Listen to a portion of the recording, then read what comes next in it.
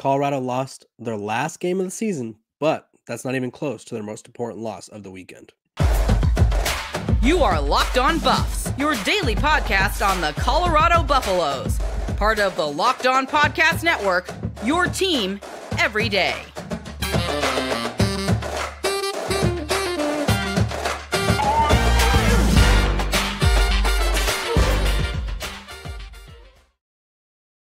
Welcome to Locked On Buffs. I am your host, Kevin Boulder. Today's episode of Locked On Buffs is brought to you by Game Time.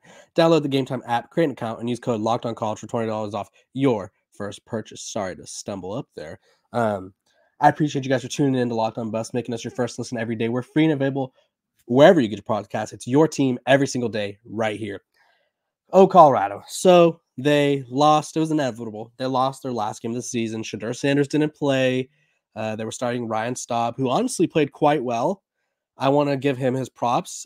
Coach Prime kind of made it seem like Ryan Staub will be, I won't say transferring, but that seemed like it was a spring game audition for him in the sense that, like, when Coach Prime was telling the players from last year's roster, if they were smart, they would have stayed for the spring game, played, and then left like Montana Lemonia's Craig did. And it sounded like that's kind of what that game was for Ryan Staub. He went 17-24 for 195 yards and a touchdown. And I think he kind of showed some poise. He showed that he could be a starting caliber quarterback somewhere else, and maybe he'll get like an opportunity at a Group of 5 program or something like that. But the loss to Utah, while it did sting because Utah was starting a junior college walk-on who had never played at quarterback, they did still have all their running backs, and they ran the ball. Let's see, 28. They ran the ball 53 times against Colorado for 268 yards, 5 yards of carry, 2 touchdowns, and they were simply the better team on the ground. And Colorado, obviously, as we know, is not very effective on the ground. They were getting some production out of Stevion Wilkerson, and then all of a sudden they stopped using him, which was interesting. But this season is finally over for Colorado. They're now looking ahead to next year. They have recruiting, early signing days on December 20th, but they just lost. They lost 2 people today. Which is why I'm doing this episode on Sunday like I do every week. They lost Tim Brewster, the tight end coach, who great recruiter, great motivator, and he decided to resign from his position. I kind of said that this was inevitable, guys. When you look at what happened to make room for Pat Shurmur, because obviously they demoted Sean Lewis, took his play calling duties away from him, and they promoted Pat Shurmur from an analyst role to an on-the-field role, or basically a coaching role.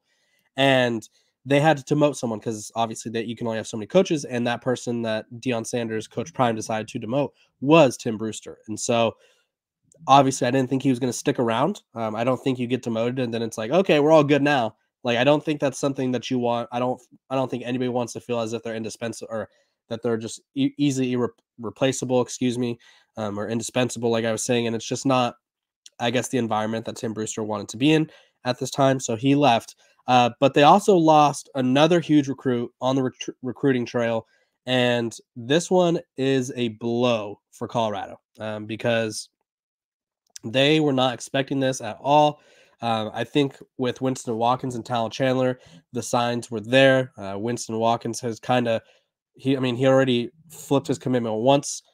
He had already kind of been visiting other schools, and Talon Chandler got offered by Missouri. He's a Missouri native, and it seemed like a pretty big deal for him.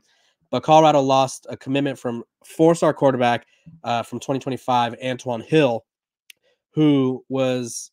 he's a top 70 player in the country, ranked the fifth best quarterback, 6'5", 215, was only committed for about a month.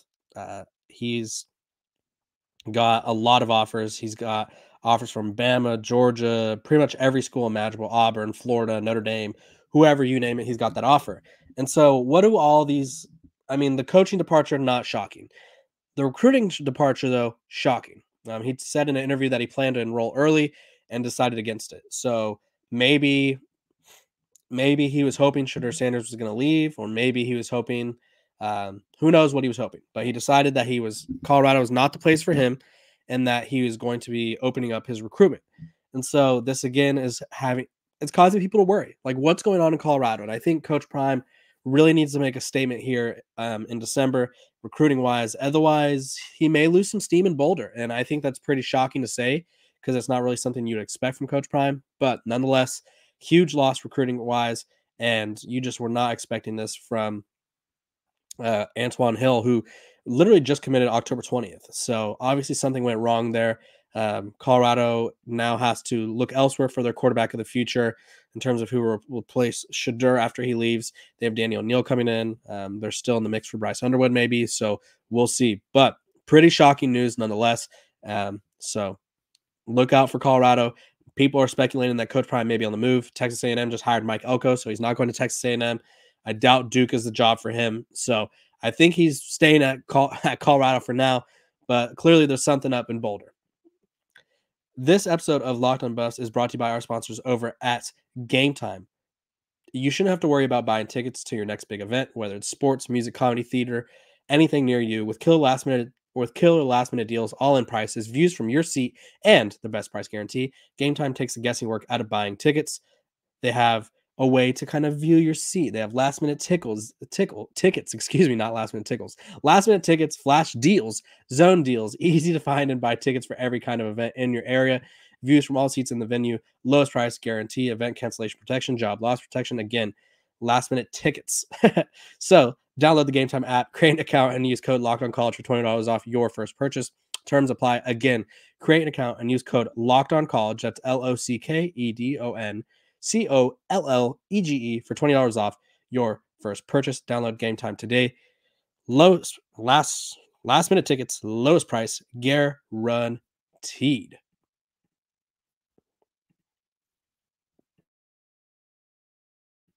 Okay, we are back, and we're talking about, obviously, I just discussed Colorado's 3 losses in a day. 3 losses in a couple days, I guess. They lost the game to Utah yesterday, lost a coach today, and now they lose their highest ranked recruit. And I think he was the highest ranked recruit of either class. So really tough loss for Boulder, or for Deion Sanders' bunch in Boulder. Looking ahead, what is next on the schedule for Colorado? Well, excuse me, I'm still a little under the weather. Most important date that they have to worry about now, because obviously Colorado is not making a bowl game. If you didn't know that already, you need 6 wins. They have 4, and they have to worry about Coach Prime's going to meet with guys. He probably did already. They're going to figure out who's staying, who's leaving. Guys are going to declare for the NFL. Guys are going to declare for the portal. And guys are going to determine if they're staying at Colorado and what their role is. That's going to be happening soon. Then, December 20th is the early signing day. So Coach Prime obviously has to round up a class. I think they have a long ways to go in terms of what they were expecting. I think a lot of us were expecting a top 25 class pretty much every year for Coach Prime, and he put one together immediately when he took the job, and all of a sudden, I know he's not valuing the recruiting ranks as much, but I still expected a little bit better than this. They have 10 commits. Their class ranks as the 60th overall in the country. Their highest ranked recruit is Cameron McKell, an athlete out of Georgia who they just got on the 23rd. He ranks as the 79th overall recruit in the country. Then they have Aaron Butler, who's the 88th overall recruit in the country. And both of those guys, skill position guys. I never doubted Coach Prime's ability to recruit at the skill position. It will always be in the trenches where I'm like, what's going on here? What's going on here? Because I don't understand how we don't have trenches in Boulder. We know it's a problem. It should be all hands on deck effort. They're trying to get Jordan Seaton, and I don't know if they will, but they have a lot of guys that they're pursuing right now. So we'll see what happens down the stretch. And then the transfer portal. I've already seen some offers go out to some Ivy League guys, because obviously if you're at an Ivy League, you have 4 years of eligibility to play, and then obviously your Ivy League career is done. And so a lot of Ivy League players from Harvard, Yale, Princeton, whatever, they're all entering the portal. And there's a few guys that they're big-bodied guys, where it's like, oh, maybe we should take a chance on them. Maybe it's worth it, because they got some dudes that are 6'7", 300 pounds entering the portal. And, Colorado could use some size. They could use some depth. Obviously, they had some success in getting an Ivy League guy this year. But it's just one of those, out of Shane Cokes, the guy from the defense lineman from Dartmouth. He was a leader for the team. Didn't have the biggest year for Colorado, had 29 total tackles, but hey, he's 6'3", 275. There's some transfer portal players right now. Let's see. because the transfer portal is popping as we speak. It's kind of one of those things where it's just an ongoing entering for everybody. One college football FBS staffer said it, told 24/7 Sports it's going to be insanity. Like Max Johnson from Texas A&M just entered. It's just literally there's corners from Utah, this defensive lineman from Harvard, 6'2", 320. Who else? Offensive tackle from Harvard, 6'6", 330 or 300. Excuse me. Let's see who else. Princeton offensive tackle. This guy's huge, 6'9", 315. So there's guys out there. Colorado I think they need to take a few chances on some of these guys. Obviously, I've said this and I'll say it again. You can't rely on the portal to bring in a whole new starting five, but maybe you can find some quality pieces, and that's what Colorado's been lacking, is that quality across the offensive line. So I expect them to be active in the portal. I expect them to kind of be moving and shaking, and hopefully for the sake of the offense line and the defense line moving forward, they're able to get some bodies, get some depth, because that is what they're missing. And I don't know if they're going to get that in the recruiting ranks. So that'll be interesting to see as well. This episode of Locked On Buffs is also brought to you by our sponsors over at FanDuel. Let me tell you about our sponsors over at FanDuel right now. As the weather gets colder, the NFL offers stay hot on FanDuel. Right now, new customers can get $150 in bonus bets with any winning $5 moneyline bet. That's $150 if your team wins. If you're thinking about joining FanDuel, there's no better time to get in on the action than right now. The app is so easy to use. There's a wide range of betting options that include spread, player props, over-unders, and more. And it's super fun. You can win your money, and all you have to do, $5 for $150. Your team just has to win. So visit FanDuel.com/lockedon and kick off the NFL season. FanDuel is the official partner of the NFL. Welcome back to my Sunday recap of what went wrong for Colorado against Utah and just what went wrong this season. Obviously, Colorado loses their final game of the season, 23-17. They had some bright moments. They had some not so bright moments. And I think that's a perfect way to describe the season. So to conclude this episode, I'm going to be talking about whether this season was a success or a failure. I think we can look at it from two different mindsets. One, I always like to bring this up. This was Colorado's win total.